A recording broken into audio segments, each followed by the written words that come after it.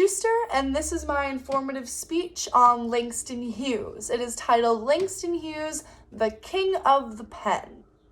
Hughes was an inspirational writer, came from the Harlem Renaissance, and he created waves that are still crashing today. In this speech, I'm going to go over Hughes's early life, his middle years, and his later years of life. Hughes was born in 1901, and his parents divorced at a very young age, which resulted in him living with his grandmother.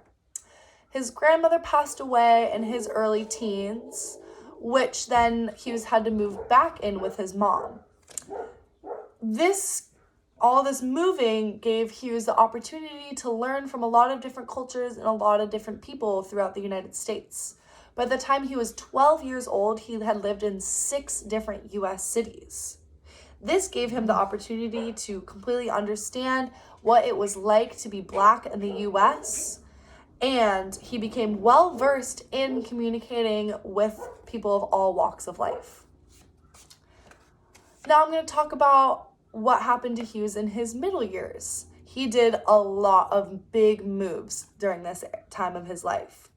In the 1920s, he moved to Mexico with his dad, and then he went to Columbia College for a year, dropped out, and then he lived on a boat that took him to Spain and then Africa, and he landed in Paris. Throughout those years, he was writing and publishing and slowly gaining popularity across the globe. When he landed in Paris, he published one of his most famous works called The Weary Blues. After that, he had moved to New York, where he was working in a hotel, and he met a notable author who then gave him the opportunity to broaden his audience.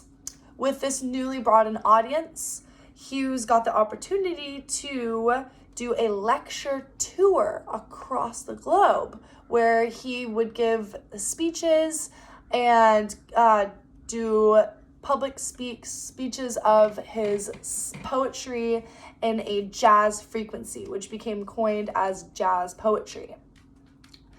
And one of his most famous poems in this frequency, the jazz tempo, is called Fine Clothes to the Jew.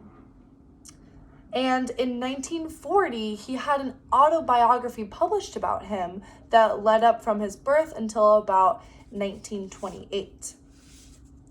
And for my last point, I will be talking about Hughes's later years.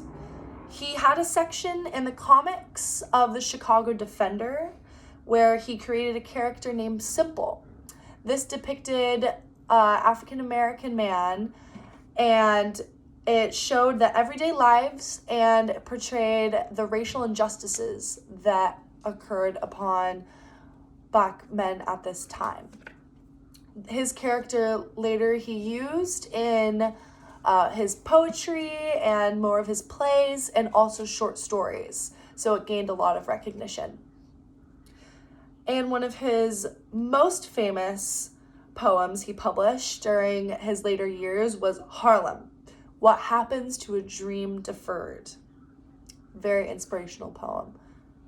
And finally, my little fact that I was reading up about is that he was questionably homosexual. He was never married, and he had been closeted for his whole life just because it was such a stigma to be homosexual during the early 1900s. So, Hughes was a controversial king since day one, with parents being divorced during the era, to being a man of color, to also being possibly homosexual. He went through a lot, and he left a huge imprint on our culture. Because he had learned from so many different people what it was like to be living and to interact with each other, he left a very large impact and a huge legacy that we're still learning about today.